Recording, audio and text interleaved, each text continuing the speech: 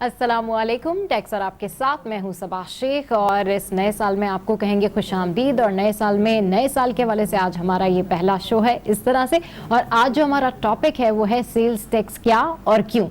और इस पर बात करने के लिए हमारे साथ मौजूद होते हैं टैक्स एक्सपर्ट अनवर काशिफ मुमताज। अस्सलाम वालेकुम सर, कैसे हैं आप? न्यू ईयर बहुत मुबारक हो आपको। बहुत शुक्रिया आपको भी मुबारक हो। बिल्कुल, मेरे ख्याल में 2020 का जो साल है वो पाकिस्तान के लिए कामयाबियां लेके आए, पाकिस्तान का टैक्स निज़ाम बेहतर हो। लेकिन जिस तरह की सर्दी कराची में आई है, मेरे ख्याल में कारोबार भी इस तरह ही सर्द हुआ है। और हुकूमत ने वो जो नया ऑर्डिनेंस में अमेंडमेंट ला के ये प्रूफ कर दिया कि जो हम बात करते थे कि जी कारोबार को चलने देना चाहिए, वो बात साबित हो गई। एग्जैक्टली, आपको कारोबार जितना हजम उसका बढ़ेगा, उसके बाय प्रोडक्ट है टैक्स, उसके बाय प्रोडक्ट है एम्प्लॉयमेंट, उसके बाय प्रोडक्ट है दूसरी चीजें जिससे हुकूमत को फायदा होना था।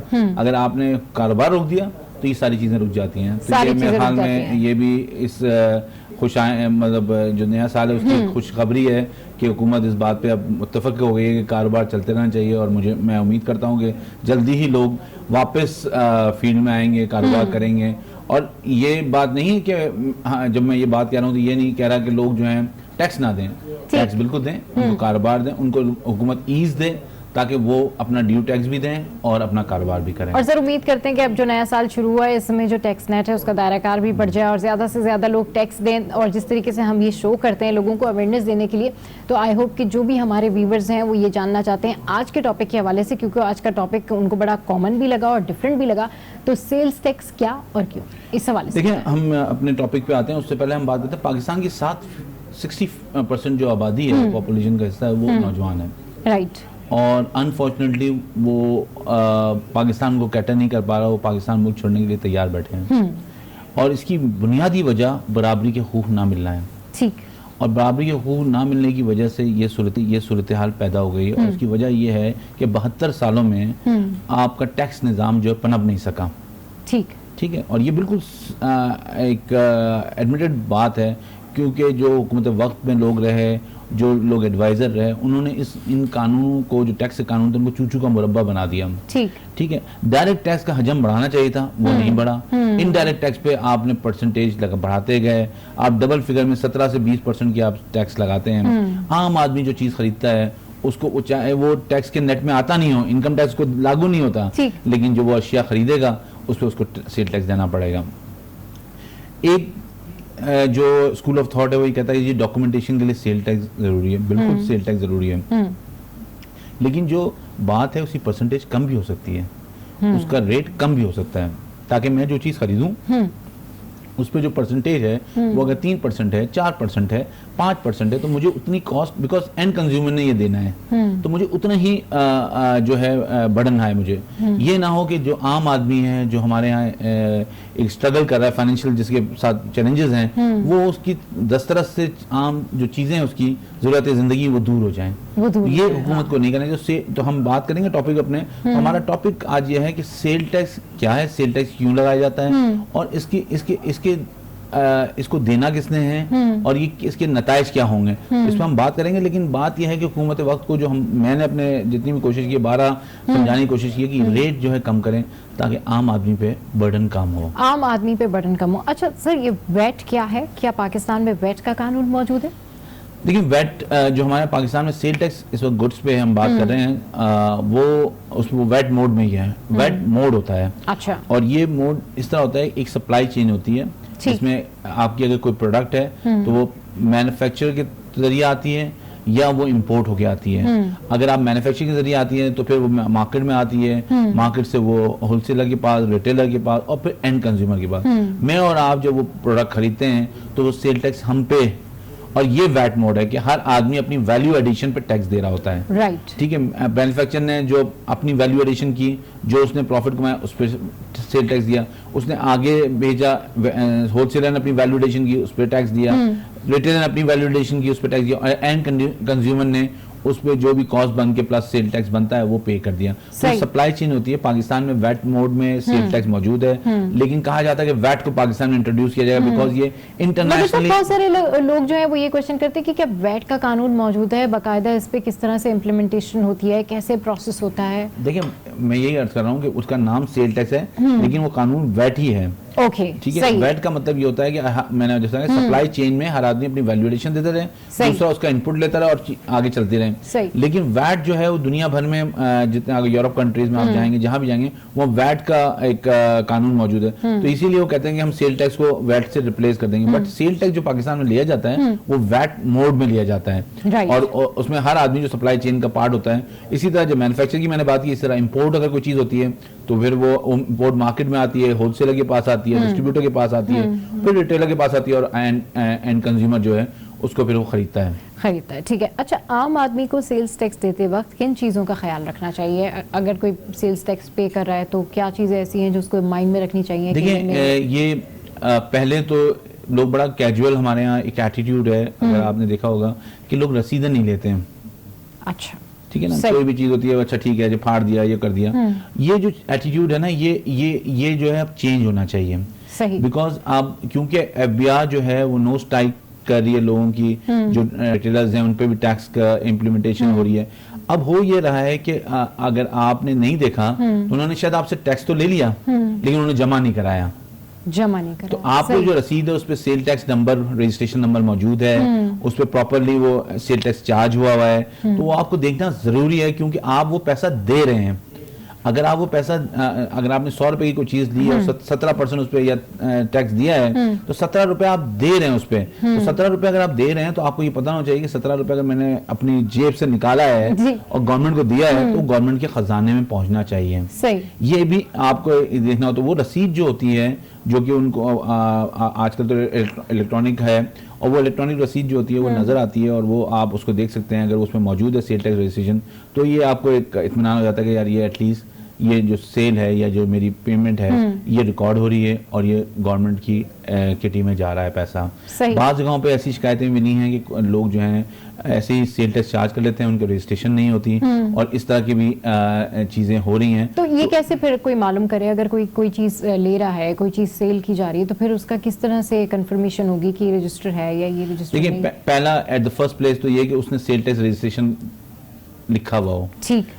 अब अगर मैं ये बात कहूँ तो कुछ लोग कहेंगे कि ये गलत लिखा हो, तो हम क्या कहेंगे? एग्जैक्टली, बिल्कुल वही जर्मनी क्वेश्चन। हाँ, तो वो हो सकता है, लेकिन पहला जो फर्स्ट वो आपका इंस्टेंस है, वो आपको देखना है कि उसका सेल टैक्स रजिस्ट्रेशन है या नहीं है।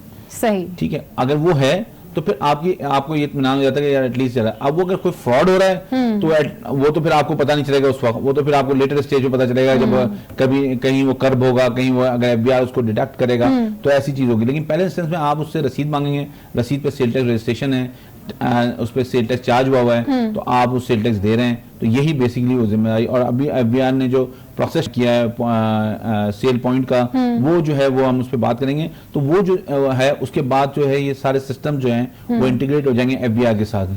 ठीक है, बिल्कुल। तो आज हम बात करें सेल्स टैक्स के हवाले से, सेल्स टैक्स क्या और क्यों, इस हवाले से बहुत सारे क्वेश्चंस हैं जो मैंने भी अनवर साहब से पूछने हैं, और आप भी हमें कॉल करके पूछ सकते हैं। तो आपके सारे सवाल जो हैं वो भी शामिल करेंगे। टैक्स और आप में हैं, आप वक्त आए ब्रेक का, सो स्टे विद अस।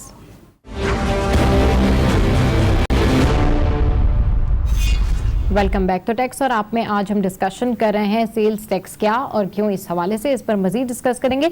हमें ज्वाइन किया है शाहिद बेग साहब ने, सेल्स टैक्स एक्सपर्ट हैं। बहुत शुक्रिया सर, आपने टैक्स और आपके लिए वक्त निकाला। जी अनवर साहब, क्या पूछना चाहेंगे आप? अस्सलाम वालेकुम शाहिद साहब। वालेकुम अस्सलाम। कैसे हैं, खैरियत से हैं? जी शुक्रिया। आवाज कैसे हैं आप, ठीक हैं? जी अनवर साहब, मैं ठीक हूँ, अल्लाह का एहसान। चलें सर, बस शुक्रिया आपका, आपने हमारे लिए वक्त निकाला। बात ये हो रही थी कि जो सेल टैक्स का कानून हमारा है, सेल टैक्स एक्ट 1990, वो लोगों के लिए बोझ बन गया है। 17% से लेके 19% तक का टैक्स रेट है।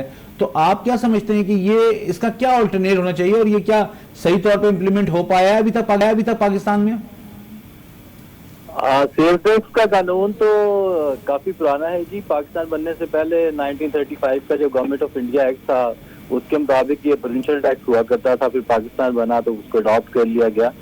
1948 में फिर नया लॉ आ गया, फिर फेडरल लॉ बन गया। ये उस वक्त भी ये सेल्स टैक्स मौजूद था। फिर 1951 का लॉ आया, उसके बाद मौजूदा कानून आया 1990 का जो सेल्स टैक्स एक्ट है। तो इसमें टैक्स रेट जो है वो बढ़ता गया। इस वक्त जो 17% स्टैंडर्ड टैक्स रेट है। बाकी जो आपने 3% एक्स्ट्रा टैक्स की बात की, वो भी सिचुएशन है। सर्टेन सिचुएशन में एक्स्ट्रा टैक्स भी लगता है, फर्दर टैक्स भी लगता है। और इससे और भी कुछ डेविएशन भी हैं इस टैक्स से। जहाँ तक इम्प्लीमेंटेशन का ताल्लुक है तो उसमें आप जानते हैं कि रूल ऑफ लॉ का फुकदान है पाकिस्तान में। तो पाकिस्तान के अंदर इसकी लॉ की एप्लीकेशन में काफी सारी प्रॉब्लम्स हैं और काफी सारी डेविएशन और डिपार्चर्स होते हैं। उसकी वजह से प्रॉब्लम्स आती हैं टैक्स पेयर को। प्रॉपरली लॉ जो है आपको पता है बड़ा रैपिडली ग्रो करता है, बड़ा रैपिडली चेंज होता है और कांस्टेंट नहीं है। लॉ जो है सेम नहीं रहता, तो इतनी रैपिड चेंजेस आती हैं, उसकी वजह से भी लोगों को अंडरस्टैंड करने में प्रॉब्लम होती है, इंटरप्रेट करने में प्रॉब्लम होती है। और फिर जो लेकिन जितना ये सेल टैक्स का कानून है, जितना कम्बरसम है, ये आम बिजनेसमैन तो नहीं समझ सकता इसको। जी, आम बिजनेसमैन की बजाय शायद कंसल्टेंट को भी काफी दिक्कत होती है इसको अंडरस्टैंड करने में, क्योंकि बहुत ज्यादा लेजिस्लेशन होती है। आप इस वक्त देखें पाकिस्तान के अंदर sales tax, federal sales tax है, फेडरल एक्साइज है, फिर 4 सूबों के प्रोविंशियल टैक्सेस हैं, फिर इस्लामाबाद का टैक्स है, फिर और लाइट जो सबऑर्डिनेट लेजिस्लेशन जिसको हम कहते हैं, या एडमिनिस्ट्रेटिव बॉडी है फेडरल बोर्ड ऑफ रेवेन्यू, वो बहुत ज्यादा सबऑर्डिनेट लेजिस्लेशन करती रहती है। रूल्स आते हैं, SROs आते हैं, नोटिफिकेशंस आते हैं, सर्कुलर्स आते हैं, क्लैरिफिकेशंस आती हैं, रूलिंग्स आती हैं, लेटर्स आते हैं। तो इतना कुछ होता है कि उसको सारा कुछ कंसोलिडेट करके रखना और चीजों को इंटैक्ट करके रखना, मतलब लॉ कंसोलिडेटेड नहीं है, कोडिफाइड नहीं है। हालांकि लॉ जितना सिंपल होगा उतना उसको समझने में आसानी होगी। जितना सिंपल होगा, जितना आप समझ सकेंगे, उतना आपका कॉन्फिडेंस बेहतर होगा। कॉन्फिडेंस आपका होगा तो फिर आप टैक्स दे सकेंगे। अच्छा, ये बड़ी शायद भाई बड़ी खबर आती है कि जी वैट आ रहा है, लेकिन जितनी मुझे मेरी नाक़िस अकल है उसमें तो ये कि ये सेल टैक्स है ही वैट मोड में। ये दुरुस्त फरमाते हैं। शायद आपको याद होगा कि एक अटेम्प्ट की गई थी 2012 में भी, वैल्यू एड टैक्स का एक ड्राफ्ट आया था, तो उसमें जनाब ने और मैंने काफी मिलकर काम भी किया था। तो उसमें सूरत हाल ये है कि जो पाकिस्तान में जो इस वक्त GST है, जनरल सेल्स टैक्स इसको कहते हैं, ये वैट मोड में ही अप्लाई किया गया है। लेकिन हमारे यहाँ माजरत के साथ हमें आदत है दूध में पानी मिलाने की, तो हमारे बहुत ज्यादा इसमें चेंजेस कर दी गई, बहुत सारे डिपार्चर्स हैं, यानी प्योर फॉर्म ऑफ वैट नहीं है। कहीं पे आप देखते हैं किसी सिचुएशन में सिंगल पॉइंट लेवी बन गया ये टैक्स, कहीं पे आपने देखा फिक्स टैक्स है, कहीं पे ये कैपेसिटी बेस्ड टैक्स है, कहीं पर रिड्यूस रेट है, तो आपको इनपुट टैक्स की एडजस्टमेंट नहीं मिलती। जो प्योर फॉर्म ऑफ वैट है वो तो आप समझते हैं कि जो सप्लाई चेन है, हाथ स्टेज पे उसकी एडिशन होती है, वैल्यू एडिशन, और उस पर टैक्स जो एक्स्ट्रा लगता चला जाता है और उसको इनपुट टैक्स की आपको एडजस्टमेंट मिलती चली जाती है।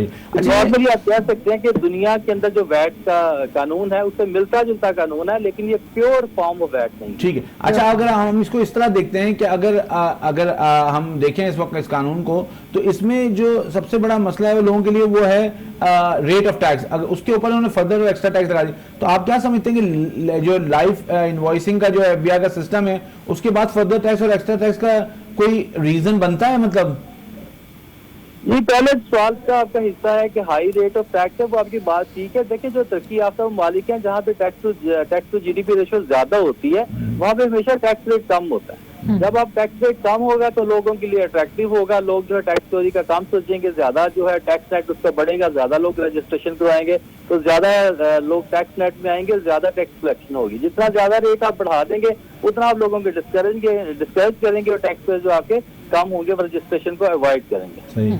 तो और नहीं तो मतलब ये जो टैक्स रेट है आपके ख्याल में क्या सिंगल डिजिट में जाना चाहिए?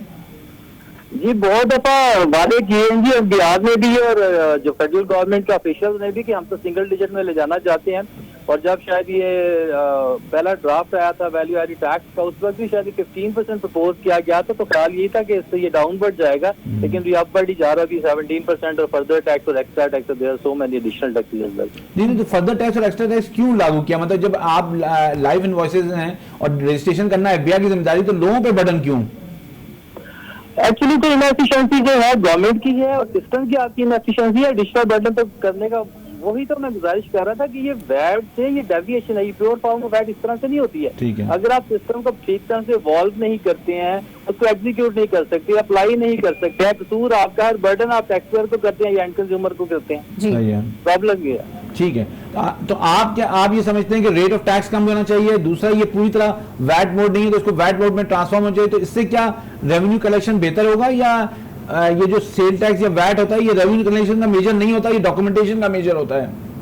देखिए सर, कोई भी जो फिस्कल लॉ है दुनिया में, उसके दो ही ऑब्जेक्टिव्स होते हैं। एक तो टैक्स रेवेन्यू आपकी कलेक्शन का, दूसरा डॉक्यूमेंटेशन ऑफ नेशनल इकोनॉमी का। देखिए जितनी आपकी ट्रांजैक्शन रिकॉर्ड हो जाएंगी, बुक्स ऑफ अकाउंट्स में आ जाएंगी, उतनी ट्रांजैक्शन के ऊपर आप टैक्स दे सकते हैं। तो बेसिक प्रिंसिपल तो यही है कि अगर जितना उसको आप सिंप्लीफाई करेंगे, जितना आसान करेंगे, लोग अट्रैक्ट होंगे, लोग रजिस्ट्रेशन कराएंगे, नंबर ऑफ टैक्स पेयर्स ज्यादा होंगे, रेवेन्यू कलेक्शन जो है सारे लोग अपना थोड़ा थोड़ा हिस्सा डालेंगे, क्योंकि नंबर ऑफ टैक्स पेयर्स ज्यादा होंगे तो ज्यादा टैक्स आएगा और ज्यादा जो है आपके मुल्क के लिए वो उसमें आसानी पैदा होगी रेवेन्यू। ठीक है, बहुत शुक्रिया शाहिद साहब आपका, आपने हमारे वक्त निकाला। देखा आपने कितनी कॉम्प्रिहेंसिव उन्होंने बात की कि जी ये बेसिकली वैट के तौर पर इंट्रोड्यूस डिपार्चर हो गया फ्रॉम दैट, और वो जो है डिफरेंट उन्होंने स्कीम के साथ इसको आगे लेके बढ़ा है और उन्होंने रेवेन्यू मेजर्स मतलब इसको बना दिया रादर देन डॉक्यूमेंटेशन। तो मेरे ख्याल में ये बात इस बात से मुत्तफिक थे कि जी 17% का रेट ज्यादा है, वो कम होना चाहिए, फर्दर टैक्स और टैक्स भी नहीं होना चाहिए। अच्छा अनवी साहब, जिस तरीके से शाह साहब बात कर रहे थे कि प्योर फॉर्म ऑफ वैट नहीं है, तो इसको थोड़ा सा जो है ना वो डिस्क्राइब करें। देखिए बात ये हो रही है कि जो शाहिद साहब बात कर रहे थे वो ये कह रहे थे कि जी वैट में जब आप वैट मोड में आते हैं तो फिर आपको इनपुट आउटपुट मिलता है। इनपुट आउटपुट ये होता है कि जी आपने अगर कोई टैक्स दिया हुआ है तो उसका आपको क्रेडिट मिलेगा और आपकी लायबिलिटी से वो लेस होगा। तो ये सप्लाई चेन का पार्ट होता है। अब यहाँ पे कुछ रेट पे रिड्यूस रेट है वो नहीं मिलता, कुछ और भी मसाइल होते हैं जिसकी वजह से वो नहीं मिलता। तो वो कह रहे हैं कि वो उसको एक तो सिंप्लीफाई करना चाहिए और फिर वैट मोड में लेके आए ताकि हर आदमी को वो अपना क्रेडिट मिल सके, हर आदमी को अपना क्रेडिट मिल सके। और एक और बात, वो जिस तरीके से आप बात कर रहे थे कि सिंगल डिजिट वाला जो मामला है, तो उसके ऊपर कब इम्प्लीमेंटेशन होगी? वो देखें वो तो ये कोशिश की जा रही है। अब एफबीआर या हुकूमत देखती है हमारे अगर हम सिंगल डिजिट कर देंगे तो हमारे रेवेन्यूज कितने कम हो जाएंगे, हमें जो टारगेट्स है हमारे रेवेन्यू टारगेट्स कितने गिर जाएंगे। तो मेरे ख्याल में उसकी वजह से हुकूमत ये नहीं कर सकती है। बिल्कुल ठीक है। तो इस वक्त जो हम डिस्कशन कर रहे हैं वो हम सेल्स टैक्स के हवाले से कर रहे हैं कि सेल्स टैक्स क्या और क्यों। इस हवाले से आपके जहन में जो भी क्यूरीज हैं, जो भी क्वेश्चंस हैं, आप हमें कॉल कर सकते हैं। हमारे टैक्स एक्सपर्ट अनवर काशिम मुमताज यहाँ पर मौजूद हैं जो कि आपके क्वेश्चंस और क्यूरीज का जो है वो आंसर देते हैं। अच्छा अनवर साहब, क्या कैश ट्रांजैक्शन सेल्स टैक्स चोरी का बायस है और प्लास्टिक मनी इस चोरी को रोक सकती है? जी बिल्कुल, ये इसमें कोई दो राय नहीं है कि जितना कैश जो ट्रांजैक्शंस होती हैं उसकी वजह से डॉक्यूमेंटेशन नहीं होती। ठीक। और डॉक्यूमेंटेशन नहीं होती तो फिर आप अगर आपने कोई चीज परचेज की है और कैश में परचेज की है तो वो जो जिसने बेची है वो फिर कहीं दिखा रहा है नहीं दिखा रहा है ये पता नहीं है आपको, और वो दिखा रहा है तो कितना दिखा रहा है। तो ये जो चीज है ये एक जिसने कहते ये टेम्पटेशन है कैश ट्रांजैक्शन लोगों को जो है वो टैक्स चोरी, सेल टैक्स स्पेशली चोरी करने के लिए। तो मेरे ख्याल में जब हम इसको प्लास्टिक मनी की तरफ शिफ्ट कर देंगे तो ये डॉक्यूमेंटेशन बढ़ जाएगी और लोगों के लिए मुश्किल हो जाएगा, बिकॉज प्लास्टिक मनी से वो पैसा डायरेक्ट उनके बैंक में गिरेगा। ठीक है ना? और इसी के लिए अभियान ने भी इकदाम किया है, जो सेल पॉइंट रजिस्ट्रेशन हो रही है उसमें वो अपने सिस्टम के साथ किसी भी, पहले उन्होंने बड़ी जो इंटरप्राइजेज हैं, बड़ी रिटेलर्स हैं, उनको इंगेज किया, उनको इंटीग्रेशन दी, उनको वहां पे उन्होंने रेट भी कम कर दिया। उन्होंने कहा कि जो सिस्टम से इंटीग्रेशन होगी उनको 14% पे टैक्स होगा। अच्छा। तो वहां उन्होंने इंसेंटिव दिया है उनको। तो वो जो है वो अगर इंटीग्रेशन हो जाएगी तो फिर और भी बेहतर सूरत हाल हो जाएगी, और भी बेहतर सूरत हाल हो सकती है। अच्छा, एक और चीज के बारे में आप जिक्र कर रहे थे, पॉइंट ऑफ सेल के बारे में, ये क्या है ये बताएं, और क्या सेल्स टैक्स चोरी रोक सकता है? पॉइंट ऑफ सेल जो है वो ये है कि आपके इंफॉर्मेशन टेक्नोलॉजी का जो एक सैलाब आया है ना, उसका बेनिफिट है वो ये है कि आपका सिस्टम और एफबीआई का सिस्टम एक साथ इंटीग्रेट हो जाएगा। अच्छा। और जो आपने सेल की है उससे वो सेल एफबीआई के बाद ऑटोमेटिकली जानी शुरू हो जाएगी। अच्छा। तो उससे ये होगा कि वो जो कोई अगर सेल की चोरी का बाइस है या कोई इवेजन है तो वो रुक जाएगा, इवेजन रुक जाएगा। बिल्कुल। एक कॉलर ने हमें ज्वाइन किया है। अस्सलाम वालेकुम, कौन बात करे, कहाँ से? जी शामिक जी, बादशाह जी, मैं अब्दुल मुजीब खान बात कर रहा हूँ हरीपुर से। जी क्या पूछना चाहेंगे? जी इससे जी शेख साहबा के एक पहले प्रोग्राम था आपका इनहेरिटेंस के ऊपर, एक तो सवाल मेरा उस पे है और एक अभी करंटली जो आपका टॉपिक चल रहा है जनरल सेल्स टैक्स का, उसके ऊपर क्वेश्चन है। जी पूछिए। तो जो इनहेरिटेंस का मैं सवाल ये था कि जो अभी करंटली ऑनलाइन हम सबमिशन कर रहे हैं वेल्थ स्टेटमेंट, उसमें तो वेल्थ स्टेटमेंट की आपकी वो आती हैं कॉलम्स, लेकिन अगर मैं पिछले 2016 की एंट्री करना चाहता हूँ उसमें वेल्थ स्टेटमेंट नहीं है, तो क्या मैं अभी का जो वेल्थ स्टेटमेंट किया है इसी में फिल कर दूं और पिछले वाले को छोड़ दूं? ठीक है। तो एक तो मेरा ये क्वेश्चन था जी। ठीक है। दूसरा क्वेश्चन जो जनरल सेल्स टैक्स का भी आप डिस्कशन कर रहे हैं, ये मैं करंटली मेरे पास एक वेडिंग हॉल है जी। अब इशू ये है कि आप अगर जो नॉर्मली प्रोडक्ट्स होते हैं, फॉर एग्जाम्पल दूध के डब्बे हो गए या और जनरल ग्रोसरीज, उसमें आपका जो एक बड़े फॉर एग्जाम्पल जितने ये रिटेलर्स हैं कोई तो हमें टैक्स करके बता देते हैं कि जनरल सेल्स टैक्स है, लेकिन कोई छुपा बताते नहीं है कि जी आपकी जनरल सेल्स टैक्स कट रहा है। तो अब जब हम नॉर्मल सेल करते हैं, फॉर एग्जांपल अपने फंक्शंस की, इवेंट्स की, जो जनरल पब्लिक है वो हमें टैक्स नहीं देती है, वो हमारे लिए बहुत बड़ी प्रॉब्लम बनी हुई है। तो ये गवर्नमेंट को किस तरीके से समझाया जाए कि जी लोग देना ही नहीं चाहते हैं जनरल सेल्स टैक्स, और हम अपनी आमदन में से किस तरह आपको सेल्स टैक्स जमा कराएं। ठीक है जी, आपने पहला सवाल क्या किया था, तो दोबारा रिपीट कर देंगे सर? आपके जो पहले नैरेटिव्स के ऊपर था, अभी वेल्थ स्टेटमेंट अभी डाली है इन्होंने ना 2019 के इसमें स्टेटमेंट में जी, पहले वाले में ऑनलाइन में नहीं थी जी। तो अब मैं अगर let's suppose wealth statement enter करता हूं तो उसमें पिछले साल का अपना वो एसेट्स डिक्लेयर करूंगा जी, लेकिन 2016 वाले में वेल्थ स्टेटमेंट में नहीं है। वो क्या नहीं है? मतलब उसमें कॉलम में वेल्थ स्टेटमेंट है नहीं ऑनलाइन में, मतलब ऑनलाइन उसका कॉलम नहीं है। बिल्कुल मुजीब साहब, आपके क्वेश्चन का जो है वो आंसर अनवर साहब आपको जवाब देंगे। अनवर साहब, ये वेल्थ स्टेटमेंट के हवाले से पूछ रहे हैं कि कॉलम नहीं है तो फिर इस साल इनको क्या करना चाहिए? क्या दोनों एक साथ? जो रिकंसिलिएशन होता है वो इंपॉर्टेंट डॉक्यूमेंट होता है कि आपकी वेल्थ पिछले साल क्या थी और इस साल क्या हो गई। ठीक, तो आप अगर कोई, मुझे भी इस वक्त ये बात नहीं समझ में आ रही कि 16 का क्यों नहीं है, लेकिन ये अगर कोई चीज ऐसी है तो आपका रिकंसिलिएशन जहाँ पे आप 16 की ओपनिंग दिखाएंगे और 17 में रिकंसाइल करेंगे, तो आपको अगर 16 में आपकी लाख रुपए की वेल्थ है और 17 में 1.5 लाख रुपए की वेल्थ है, तो आपको उसको रिकंसाइल करना है। तो रिकंसिलिएशन में वो नजर आ जाएगा कि पैसे कहाँ से आए, इनहेरिटेंस आए, गिफ्ट आए, कहाँ से आए। सही, उसके अंदर फिर वो क्लियर हो जाएगा। अच्छा, दूसरा उन्होंने पूछा है कि इनका एक वेडिंग हॉल है और जो डिफरेंट चीज़ें होती हैं उसके ऊपर इनको सेल्स टैक्स जो है वो कटता है, लेकिन जो लोग हैं, जो इनके क्लाइंट्स हैं, वो इनको सेल्स टैक्स नहीं देते। तो इनका ये गिला है कि जी जब लोग नहीं देना चाहते तो हम अपनी जेब से सेल्स टैक्स कैसे दें, हुकूमत को कैसे बताएं कि लोग नहीं देना चाहते सेल्स टैक्स। अब देखिए, ये तो एक बहुत ही एक जेन्युइन मसला है मेरे साथ। अगर ये देना चाहते हैं तो मेरे ख्याल में कोशिश करेंगे ये लोगों से कहें कि वो टैक्स दें, लेकिन हुकूमत भी अब डॉक्यूमेंटेशन की तरफ जा रही है और मुझे लगता है कि वो इस तरफ चले जाएंगे। लेकिन इस तरह का पहले भी हमें कॉल आई थी और उन्होंने इस तरह की बात की थी, तो इसका बेसिक सोल्यूशन क्या है, क्या करना चाहिए हुकूमत को? हुकूमत को देखें, हुकूमत को कुछ भी नहीं करना चाहिए, हुकूमत को डॉक्यूमेंटेशन की तरफ जाना चाहिए। ठीक, और उसके बगैर ये चीज़ नहीं हो सकती, ये बात है बस। सही है, बिल्कुल। अच्छा, तो हम सेल्स टैक्स के हवाले से डिस्कशन करें। अच्छा अनवर साहब, जिस तरीके से आप बात करते थे कैश ट्रांजैक्शन के हवाले से कि इससे काफ़ी हद तक प्लास्टिक मनी स्टोरी को रोक सकती है, वहीं पॉइंट ऑफ सेल की भी आप बात कर रहे थे, इसको थोड़ा सा डिटेल में ब्रीफ कीजिए। देखिए, मैंने आपको बताया पॉइंट ऑफ सेल में जैसे आपने कोई जाके किसी भी रिटेलर से कोई चीज़ परचेज की, वो उसके सिस्टम में गई और वहीं से वो FBR में चली गई। ठीक, और जब वहाँ चली जाती है तो उसका मतलब ये कि वो रिकॉर्ड हो गई और आपका पैसा जो है वो गवर्नमेंट की किटी में चला गया। तो वो कनेक्शन हो गया है FBR के साथ लोगों का। हाँ। और वो कनेक्शन जितना स्ट्रांग होता जाएगा उतना पाकिस्तान में सेल टैक्स टैक्स कलेक्शन बेहतर होगा और पाकिस्तान में रेवेन्यू कलेक्शन बेहतर होगा। रेवेन्यू कलेक्शन बेहतर होगी। एक और कॉलर ने हमें ज्वाइन किया है। अस्सलाम वालेकुम, कौन बात करे, कहाँ से? जी अस्सलाम वालेकुम जी, महमूद बात कर रहा हूँ जी, जहांगीर खान से। जी, क्या पूछना चाहेंगे? मैं ये कहना चाह रहा हूँ कि ये आपका मैं प्रोग्राम देख रहा था जी, जनरल सेल्स टैक्स जी, हम कोई भी प्रोडक्ट उठाते हैं तो उसमें देखते हैं कि उसमें ना लिखा होता है जी जनरल सेल्स टैक्स। इस मीन के सारिफ जो है वो अपना टैक्स पे कर रहा है, इस लिहाज से पूरा पाकिस्तान टैक्स पे कर रहा है जनरल सेल्स टैक्स के नाम पे। अच्छा, ठीक है। तो अब वो जाहिर है जो हमें जो प्राइस मिलती है वो इंक्लूड होके मिलती है, जनरल सेल्स टैक्स इंक्लूड करके वो हमें देते हैं। तो कंपनियां क्यों नहीं दे पे कर रही, कंपनियां वो सारा के ऊपर क्यों डाल देती हैं? इसका मतलब तो यही होगा कि बड़ी कंपनियां बची हुई हैं, जो आवाम है वो टैक्स पे कर रही है मुफ्त में। चलें जी, ठीक है, बिल्कुल। आपका जो क्वेश्चन है वो अनवर साहब की तरफ थ्रो किया है। अनवर साहब ये पूछ रहे हैं कि जनरल सेल्स टैक्स लिखा होता है और इस तरीके से तो इनको लगता है कि पूरा पाकिस्तानी टैक्स पे कर रहा है, लेकिन जो बड़ी कंपनीज है वो टैक्स पे नहीं कर रही है और आवाम जो है वो सिर्फ टैक्स पे। उनको सही लगता है, लेकिन मसला ये कि सेल टैक्स कानून में एक रिटेल टैक्स है।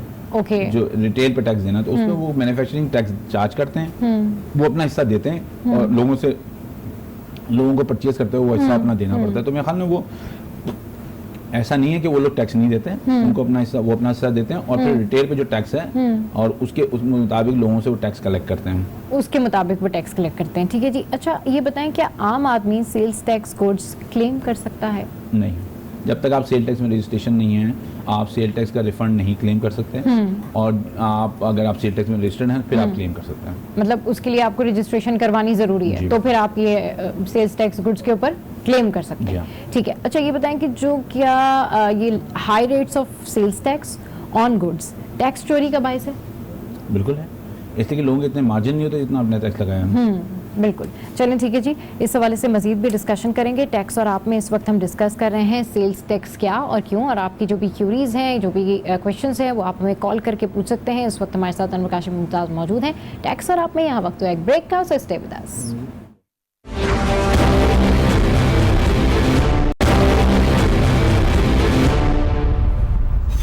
Welcome back. तो टैक्स और आप में इस वक्त हम डिस्कशन कर रहे हैं सेल्स टैक्स क्या और क्यों, इस हवाले से, और आपके ट्वीट्स जो हैं वो हम शामिल करते हैं। तो देखते हैं कि सबसे पहले आज हमें ट्वीट किसने किया है। और पहली जो हमारी ट्वीट है वो है रिजवान अली खान की, और इन्होंने पूछा है कि sales tax on items and services and who are liable to pay sales tax. जी अनवर साहब। देखिए जी, जो बेसिक प्रिंसिपल है वो ये है कि जो गुड्स पे अगर है तो जो गुड्स खरीदेगा वो उस पर अगर लायबल टू सेल टैक्स है वो जो खरीदने वाला वो पे करेगा। इसी तरह सर्विसेज जो लेगा और उन सर्विसेज पे अगर सेल टैक्स है तो सर्विसेज लेने वाला जो है वो टैक्स देगा। ठीक है। अच्छा, अगली जो ट्वीट है वो है इकराम फारूक साहब की, और इन्होंने पूछा है कि the biggest advantage of sales tax for state is that with the help of sales tax government collects huge amount of revenue without affecting too much the person who is paying this tax. देखिए, ये अपना perception है इनका। Basically तो sale tax जो है ना वो हमेशा इनडायरेक्ट टैक्स है। सेल टैक्स इनडायरेक्ट टैक्स क्योंकि थर्ड पार्टी से कलेक्ट होता है, आप एज अ रिटेलर आपसे टैक्स कलेक्ट किया जाता है तो इनडायरेक्ट टैक्स है। इनडायरेक्ट टैक्स जो है वो हमेशा डिस्करेज करना चाहिए, इसलिए डायरेक्ट टैक्स जितना बढ़ेगा उतना आपका टैक्स निज़ाम बेहतर होगा। लेकिन ये है कि इनडायरेक्ट टैक्स भी अगर है तो उसके रेट कम होने चाहिए। तो मेरे ख्याल में ये जो बात हम कर रहे थे, जिन्होंने ट्वीट किया था हमें, वो ये कहना चाह रहे थे कि इससे कलेक्शन बेहतर होंगे। कलेक्शन तो बेहतर होंगी लेकिन इससे कॉस्ट ऑफ प्रोडक्ट भी महंगी हो जाती है। तो आम आदमी के लिए वो मसला भी होता है, वो दे तो रहा होता है, उसको अब साबुन खरीदना है, उसको चीज़ें खरीदनी है, खरीदेगा तो, लेकिन अगर वो 17% है तो 17% वो चीज़ महंगी हो जाएगी। तो उसको 100 रुपये की मिलनी चाहिए तो 170 रुपये की मिलेगी। और वही चीज़ अगर 3% टैक्स होगा तो 103 रुपये की मिलेगी। सही। तो 14 रुपये का कॉस्ट ऑफ प्रोडक्ट के ऊपर उसका फिर असर पड़ेगा। तो ये बेसिकली वो है। और हमेशा इनडायरेक्ट टैक्स जो है वो कम होना चाहिए और डायरेक्ट टैक्स का हजम जो है वो बढ़ते रहना चाहिए। डायरेक्ट टैक्स का हजम बढ़ना चाहिए। अच्छा जी, जो नेक्स्ट ट्वीट है वो है जहांगीर खान तनौली की, और ये कह रहे हैं कि you should explain sales tax for small industries. Small industries के हवाले से पूछा। स्मॉल इंडस्ट्रीज हों या बड़ी इंडस्ट्रीज, सेल टैक्स का एक अपना फॉर्मूला है। आप अगर प्रोडक्ट परचेज करते हैं उस पर आप सेल टैक्स देते हैं, उसको आप रॉ मटेरियल, अगर मैं कह रहा हूँ तो रॉ मटेरियल को प्रोसेस करते हैं और उसकी मैन्युफैक्चरिंग फिनिश गुड निकालते हैं, उस पर आप टैक्स देते हैं। तो जो आपने परचेज के टाइम पे सेल टैक्स दिया होता है उसको आपने सेल के टाइम पे उसका क्रेडिट मिलता है और आप इनपुट जो है उसको आपको मिल जाता है उसका। और वो आप जैसे सपोज करेंगे अगर आपने 100 रुपये टैक्स दिया हुआ था परचेज के टाइम पे और आपकी लायबिलिटी 200 रुपये बनती है, तो आपको 200 रुपये नहीं देनी सेल के टाइम पे, आपको 100 रुपये देनी, क्योंकि 100 रुपये पिछला दिया हुआ था वो आपका एडजस्ट हो जाता है। वो पिछला दिया हुआ जो है वो आपका एडजस्ट हो जाता है। तो आप हमें कॉल भी कर सकते हैं, और सेल्स टैक्स क्या और क्यों, ये आज का टॉपिक है। इस हवाले से जो भी आपकी क्यूरीज हैं, क्वेश्चंस हैं, वो आप पूछ सकते हैं। कॉलर ने हमें ज्वाइन किया है। अस्सलाम वालेकुम, कौन बात करें, कहाँ से? मोहम्मद असलम शेख, हैदराबाद से। जी, क्या पूछना चाहेंगे? मैं पूछना चाह रहा हूँ ये कि जो रिफंड क्रिएट हो रहा है प्रीवियस ईयर के अंदर और दिस ईयर के अंदर, मतलब 2019 के अंदर, 2018 के अंदर जो रिफंड क्रिएट हो जाता है, तो उसको भी जो है ना ऑनलाइन ही जो है ना अगर FBR जो है ना वो अलाउ करे तो वहाँ FBR के अंदर जाके हमें परसेंटेज नहीं देनी पड़ेगी। जैसे अगर हम यहाँ से क्लेम करते हैं रिफंड अगर हमारा डिक्लेयर हो गया तो वहाँ जाके उसको जब वो करते हैं तो वो आनाकानी से काम करते हैं और वो फिर कहते हैं कि इसके अंदर इतने परसेंटेज दो, इतने परसेंटेज दो, उस हिसाब से जो है ना वो करना मांगते हैं। तो इसके अंदर थोड़ी सी दुश्वारी आ रही है रिफंड क्लेम करने के अंदर। मेरे ख्याल में ये इस तरफ जा रहा है निज़ाम, और ये मेरे ख्याल में थोड़े दिन की बात है, ये ऑनलाइन मिलने लगेगा, आपके डायरेक्ट बैंक में आने लगेगा। लेकिन थोड़ा सा हमें इंतजार करना पड़ेगा और ये उस तरफ चल पड़ा है और चीज़ें प्रोग्रेस हो रही हैं और ये मेरे ख्याल में ऑनलाइन ऑटोमेटिकली आपके बैंक अकाउंट में आने लगेगा। अच्छा, हम सब, बड़ी अच्छी बात है कि जिन लोगों को पता भी नहीं था, हमारे शो के थ्रू उन लोगों को इतनी सारी अवेयरनेस जा रही है और एटलीस्ट अब लोग पूछने लगे हैं कि ये निज़ाम ऑनलाइन है या नहीं है, ये प्रैक्टिकली जाके हमें ज़्यादा जो है वो परसेंटेज देनी पड़ती है। तो this is very good thing. आप हमें कॉल कर सकते हैं। सेल्स टैक्स क्या और क्यों, ये हमारा आज का टॉपिक है। अच्छा साहब, क्या गैर मुल्की या नॉन रेजिडेंट के लिए सेल्स टैक्स रिफंड की कानून में कोई गुंजाइश मौजूद है? लेकिन दुनिया भर में अगर हम जाते हैं ना तो वहाँ परचेज करते हैं तो जो गैर मुल्की होते हैं उनको वैट का रिफंड मिलता है। जब वो एयरपोर्ट से वापस जा रहे होते हैं तो उनके जितनी इनवॉइसेस हैं वैट रिफंड काउंटर होता है, वो वहाँ से जमा कराते हैं और उनको रिफंड मिल जाता है। पाकिस्तान में ऐसा प्रोविजन नहीं है। अच्छा, पाकिस्तान में ऐसा प्रोविजन नहीं है क्योंकि उसकी वजह ये कि पाकिस्तान में वैट पूरी तरह इंप्लीमेंट नहीं हुआ, जैसे हमारे जो मेहमान थे उन्होंने बताया था।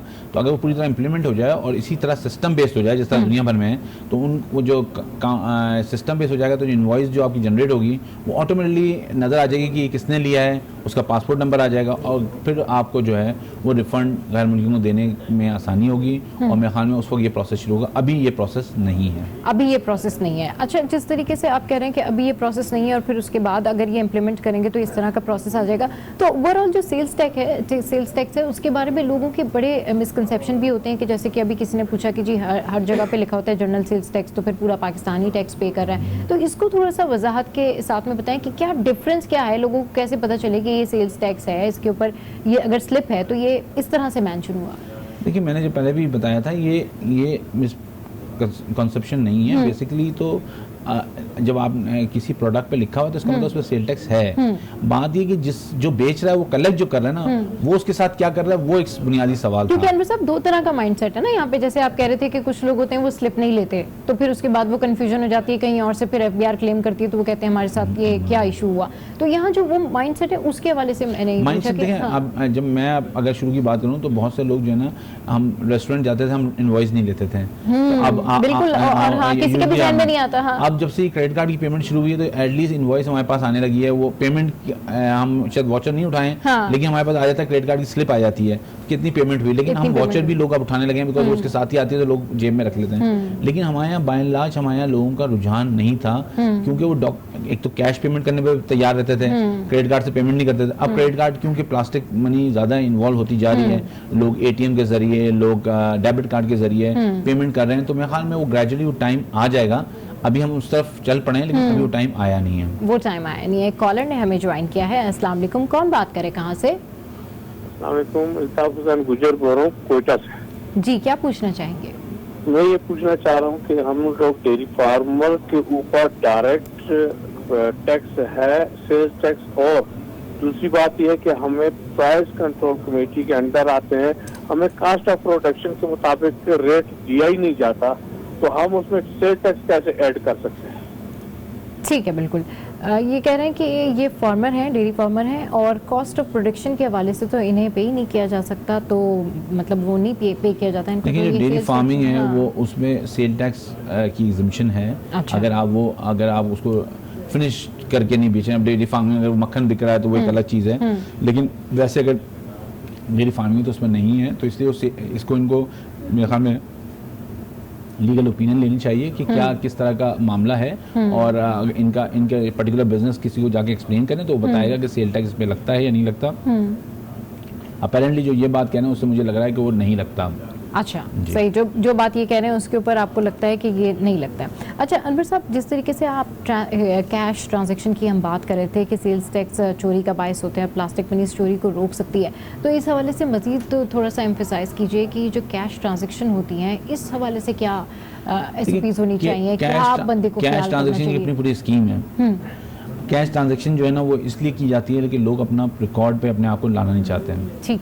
ठीक है, अब जिनके पास अनडिक्लेयर्ड इनकम है वो उसको कैश ट्रांजैक्शन के जरिए करना चाहते हैं। ठीक है ना, तो इसी तरह जो लोग जिनके पास जैसे कहना चाहिए इलीगल मीन से पैसे आते हैं वो भी कैश ट्रांजैक्शन करना चाहते हैं। वो कहते हैं कैश पे पेमेंट कर दें, कैश पे चीजें कर दें। तो बेसिकली वो रुझान लोगों का हमारे यहाँ यही था।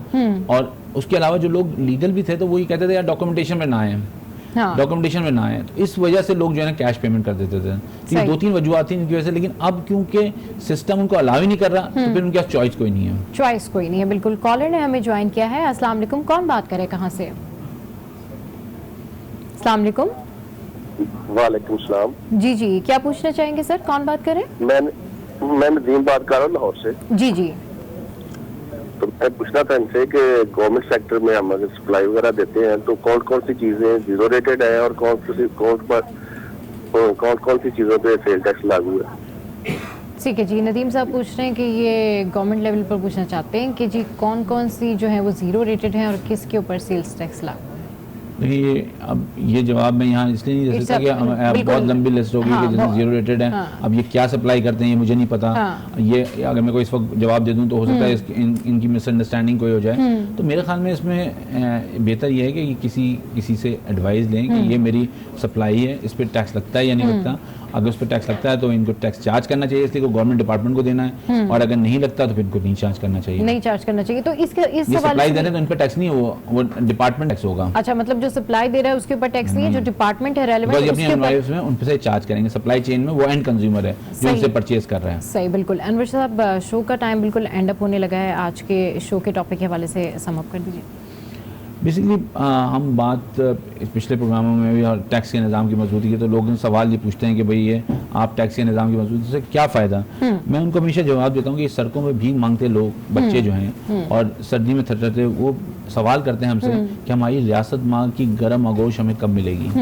तो ये जो सवाल करते हैं तो हम जवाब देने, हमारे पास कोई जवाब नहीं होता, और ये सिर्फ उस तरह मिल सकती है जब हम अपना सही टैक्स दें। जब हम अपना सही टैक्स, मैं, आप, हमारे जितने लोग हैं पाकिस्तान में वो अपना टैक्स दें। अब उसमें कानून में उनके लिए कोई अगर एग्जिम्पशन है उसका भी बेनिफिट लें, उनके लिए कोई रिडक्शन है उसका भी बेनिफिट लें, लेकिन अपने आप को रजिस्टर कराएं और टैक्स अपना प्रॉपर दें, ताकि एक मजबूत पाकिस्तान आम आदमी के लिए, क्योंकि उसका वो पाकिस्तान में ही रहना है उसने।